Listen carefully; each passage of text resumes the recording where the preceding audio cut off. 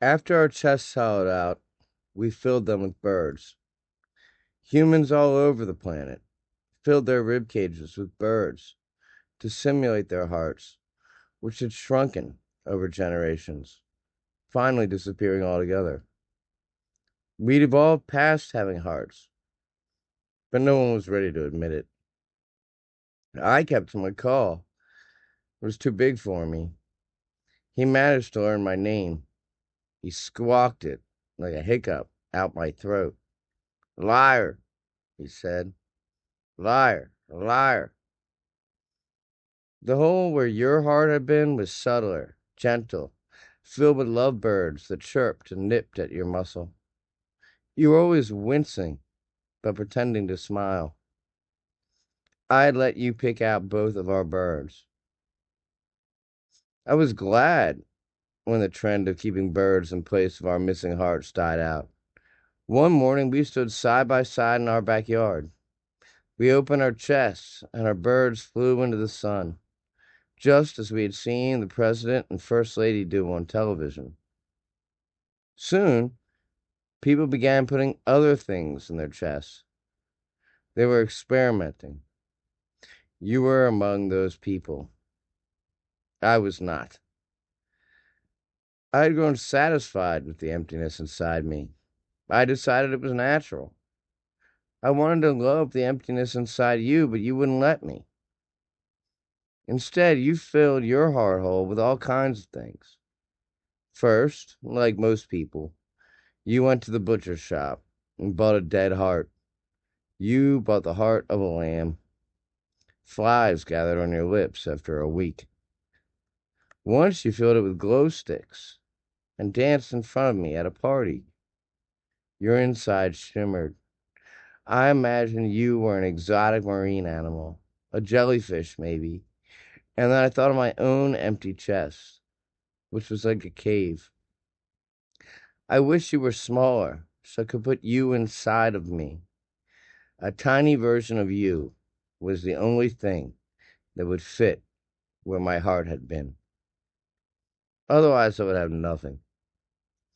Some people put rubber hearts in their chest, designed to look like the real thing. Some people just fill themselves with rocks. You are always unsatisfied, which was inevitable. I see that now. You left the house each morning and wandered the city, looking for new items to replace your heart. You came home with pine cones, jewelry, mini bottles of booze, lipstick, teddy bears, a locket in which you placed a sticker with tiny hearts on it. I could tell you'd been crying.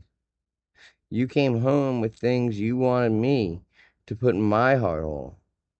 I pretended to try them till I couldn't pretend any longer. We fought. No human ever won anything in a fight. We tried some more anyway. I could not make you happy. I tried to put your sadness in my chest and carry it around with me like a beating muscle.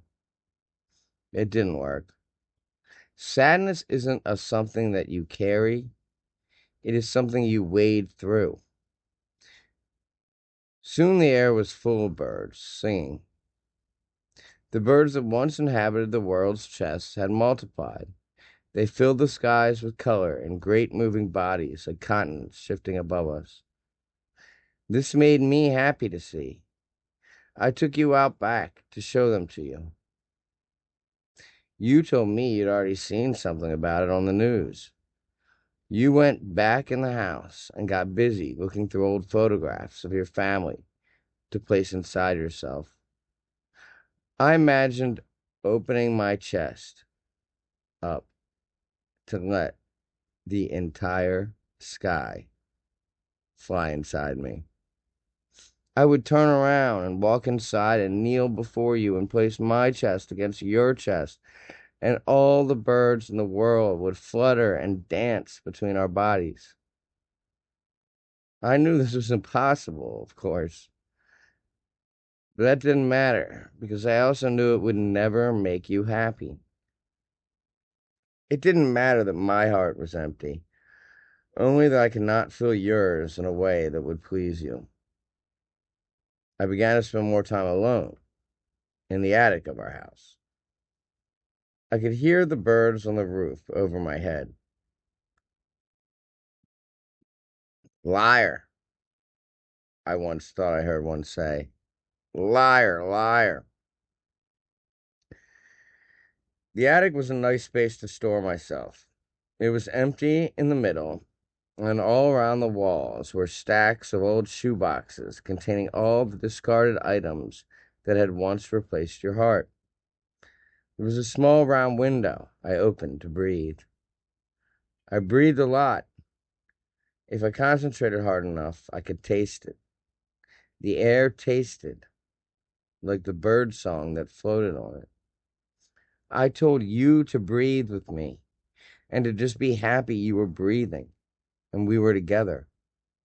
You looked at me like I was crazy, and I knew we would never be fulfilled.